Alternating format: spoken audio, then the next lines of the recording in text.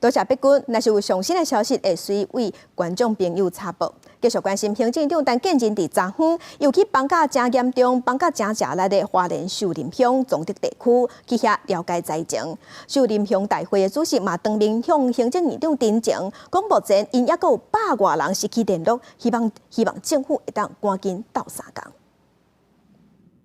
秀林乡代表会主席当面向行政院长陈情，讲失联的人数甲县府的统计有差，即嘛抑阁有100外位昨日联络袂到。那现在表定上有看到一些失踪的人数，其实还不止。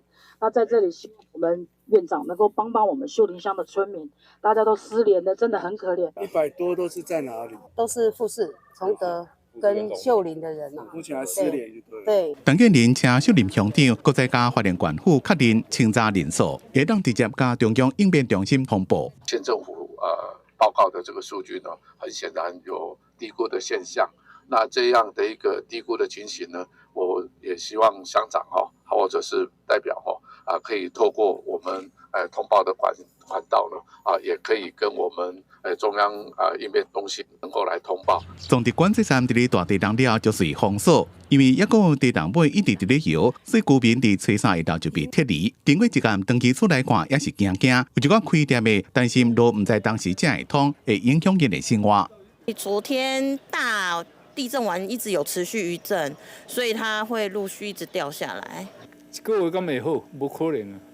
本来想讲清明节几工啊连假看有寡生意好做，即摆拢无啊。附近的总地故乡虽然有一寡灾情，不过运动场也是暂时设置收容所，后边将骗人。很恐怖，很担心家庭。